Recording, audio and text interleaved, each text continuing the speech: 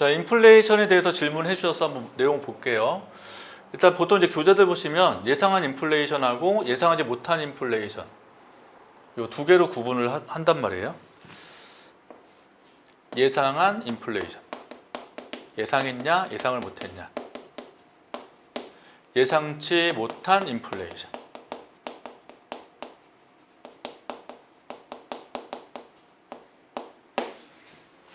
그래서 지금 이제 부의 재분배 있죠. 요거는 예상 인플레이션하고 예상하지 못한 인플레이션에서 차이가 있거든요.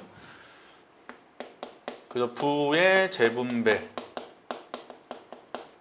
이제 관점에서는 예상 인플레이션에서는 발생을 안 해요.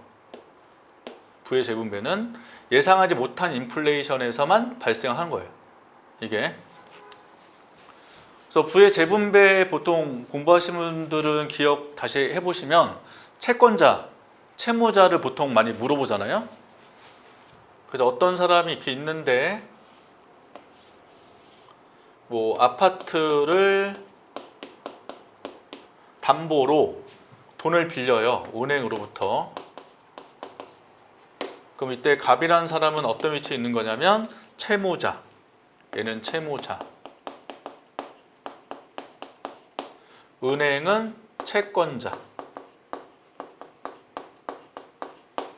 그래서 이 아파트 담보로 은행부터 얼마를 돈을 빌렸냐면 뭐 5억을 대출받았다고 해봐요. 5억 대출 받으면 갑은 은행한테 기본적으로 나중에 원금 상환하고 일단 이자를 지급을 해야 되겠죠. 이게 이제 채권 채무 관계란 말이에요. 근데 예상치 못한 인플레이션 요거죠. 밑에 예상하지 못한 인플레이션은 아파트 가격이 예상하지 않게 상승을 했다는 거예요. 그래서 이게 만약 뭐 10억짜리 아파트인데 이 아파트가 뭐 15억, 18억 이렇게 상승하면 이게 예상치 못한 인플레이션 효과거든요.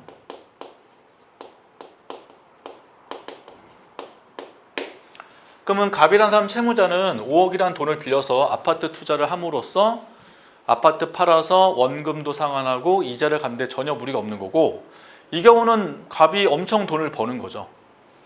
자, 따라서 예상치 못한 인플레이션 같은 경우는 유리한 사람 누구예요? 채무자가 된다고요. 채무자. 불리한 사람 누구라고 한다? 채권자라고 해요. 채권자. 자, 은행 입장에서 돈을 5억을 굳이 안 빌려줘도 됐단 말이에요. 은행이 직접 아파트 투자하는 게 더 나을 수도 있었다는 거죠. 그래서 아파트 대출 관련된 은행은 오히려 불리해지기 때문에 채권자는 불리해지고 채무자는 유리해진다. 이런 식으로 해석을 할 수 있다는 거죠.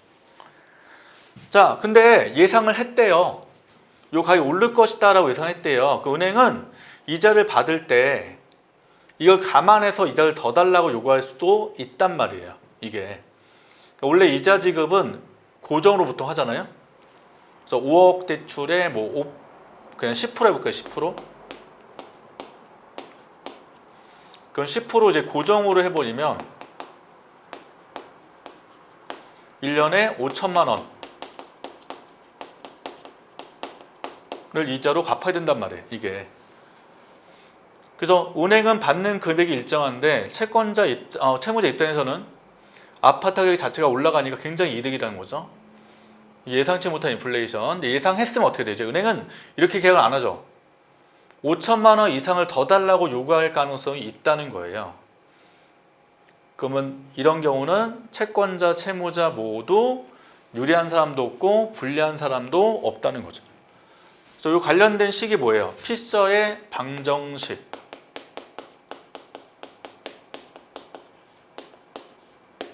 명목이자율 I는 실질이자율 R 더하기 예상 인플레이션 파이. 자, 유식에 따르면 요 은행이 물가가 오를 것이다 라고 예상했대요. 뭐 10% 오를 것이다 라고 예상이 되면 명목금리도 10% 더 요구한다는 거죠. 그래서 물가가 오른 것만큼 더 요구하게 되면 채무자 입장이든 채권자 입장에서는 유리하거나 불리한 게 전혀 없다는 겁니다. 실질 이자율은 0%. 그러니까 요게 이제 변화가 없다는 거는 실질 금리가 변화가 없다는 거는 소득 재분배, 부의 재분배가 발생을 하지 않는다는 얘기예요.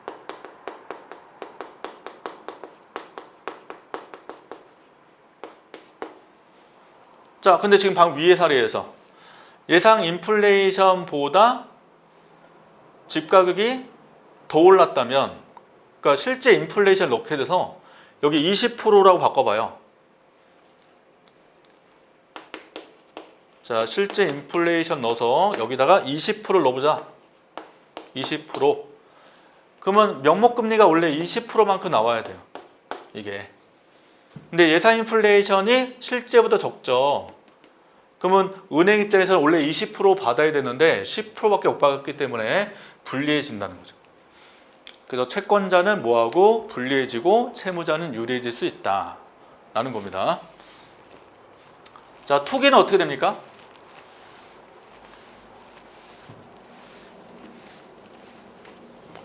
투기라는 거는 예상하든 예상하지 않든 다 발생하는 거예요.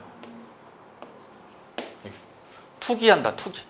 자, 인플레이션은 모든 재화 가격이 다 동일하게 움직이는 게 아니거든요. 그래서 보통 우리가 상대 가격이라고 했을 때 PY분의 PX 이렇게 쓰잖아요. 그러면 인플레이션에 따라서 X의 가격도 올라가고 Y제가 올라갈 때 다 동일한 비율로 올라가는 게 아니란 말이에요. 그래서 이게 만약에 10% 올라가고 이게 20%만큼 올라갔다면 이게 지금 더 많이 올라갔죠, Y조 쪽이.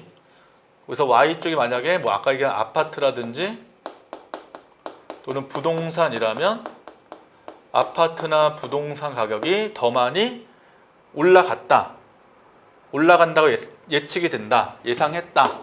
그러면 아파트 부동산 투기를 하겠죠, 사람들이. 그래, 예상치 못한 인플레이션, 예상하지 않게 아파트 부동산 가격이 더 많이 올라갔다, 예상하지 않게. 그래도 아파트 부동산 투기해요? 안 해요? 하죠. 그래도 해요.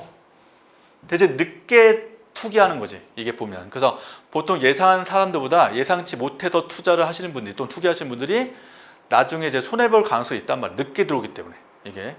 그래서 투기 부분은 예상하든 예상치 않든 모든 발생하는 거고, 부의 재분배 같은 경우는 예상 인플레이션과 예상치 못한 인플레이션에서 예상치 못한 인플레이션에서만 발생을 한다라는 거 기억하셔야 되고, 그래 또 기억하실 게 뭐냐면 채무자 입장에서 있는 게 또 채권자 입장에 누가 있냐? 국가가 있을 수 있다고요.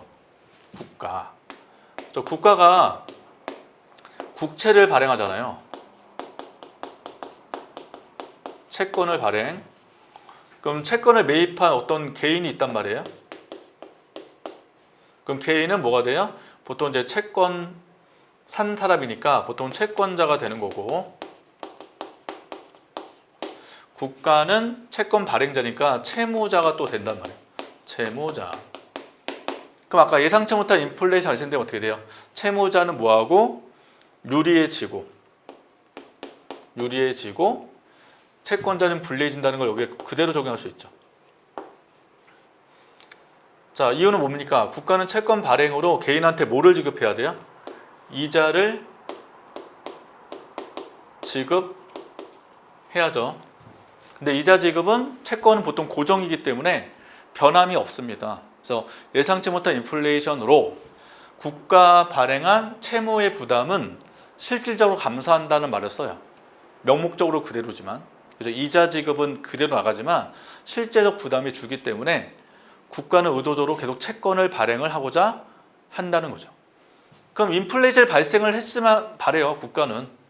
그래서 의도적 인플레이션을 유발한다고요, 국가 쪽에서는. 그래서 인플레이션을 유발해서 정부는 뭐한다? 국가 채무의 부담을 감소시키고자 하는 요인이 존재한다는 거죠. 그래서 이런 논점까지도 한번 기억해 두시면 좋겠습니다.